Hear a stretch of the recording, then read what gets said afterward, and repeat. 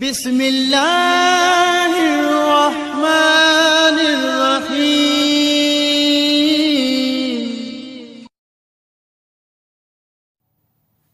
أعوذ بالله من الشيطان اللعين الرجيم. بسم الله الرحمن الرحيم.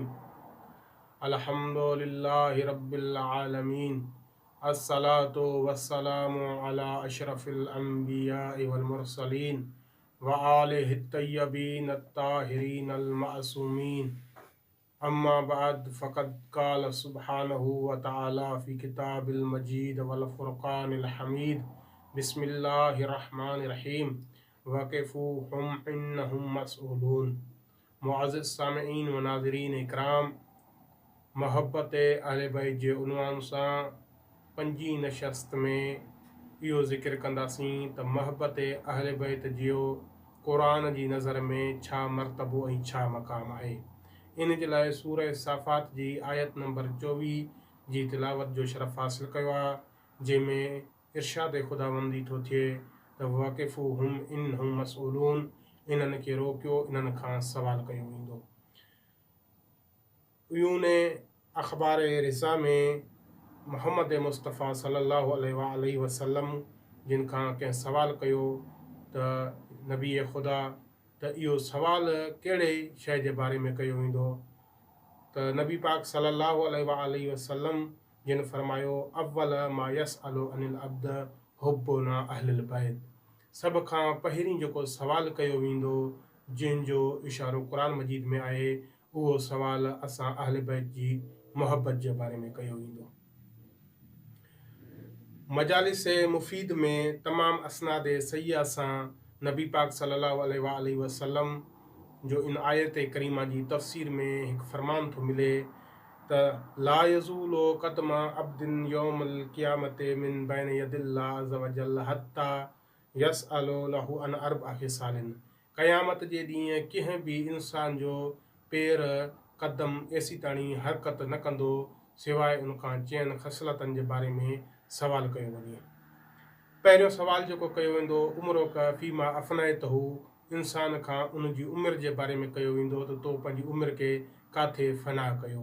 इन जे लाइ मासूमीन फ़रमाइनि था त ए मुसलमान, तव्हांखे घुरिजे त तव्हां पंहिंजी उमिरि में उहे अमल अंजाम ॾियो जिन्हनि सां तव्हांजे रब जी ज़ात तव्हां सां राज़ी रहे। उन खां बाद ॿियो जेको सवाल कयो वेंदो व जसदो का फ़ीमा अफ़नाइतहू, ए इंसान तो पंहिंजे जिस्म खे काथे फ़ना कयो। लिहाज़ा इंसान खे घुरिजे त मासूमीन जे अक़वाल जी पैरवी कंदे पंहिंजे जिस्म खे उन अमाल हसना में इस्तेमालु करे जिथां अल्लाह ऐं अल्लाह जे नबी जी ज़ात राज़ी आहे।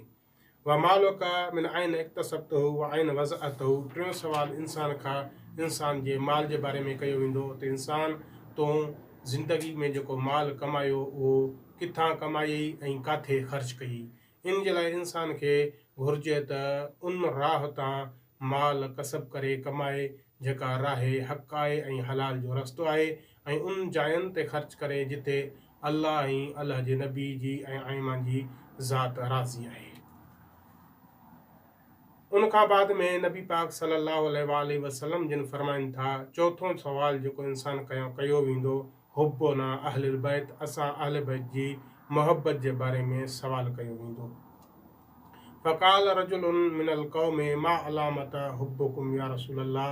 हिकु शख़्स वेठो हुयो, उन उथी करे सवाल कयो, या रसूल अल्लाह, मोहब्बत जी अलामत छा आहे, असांखे कीअं ख़बर पवे त असां अव्हांजी आल सां मोहब्बत कंदा आहियूं।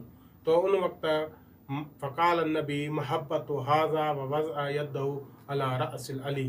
रसूल अल्लाह पंहिंजो हथ अलीअ जे सिर मुबारक ते रखी करे फरमायो त मुंहिंजी मोहब्बत ही आहे।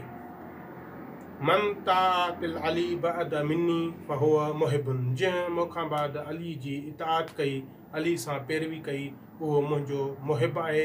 ऐं जंहिं अली सां बुग़्ज़ रखियो ऐं जंहिं अली जी विलायत जो इनकार कयो, उहो मुंहिंजी अहल बैत सां दुश्मनी थो रखे। ऐं जेको मुहिबू फिल जन्ना, जेको मोहब्बत कंदो उहो जन्नत में हूंदो। उहो मुबग़िज़हू, ऐं जेको मुंहिंजी अहल बैत सां दुश्मनी रखंदो फिल नारे, उहो जहन्नम में हूंदो। वधीक इन आए करीमा ते गुफ्तगू कंदासीं ईंदड़ किस्त में इंशाअल्लाह अवां उन किस्त मंझां इस्तफ़ादो हासिल कंदो उमेद आहे त अल्लाह ताला असां सभिनी खे मोहब्बत अहले बैत नसीब अता कंदो। वस्सलाम अलैकुम।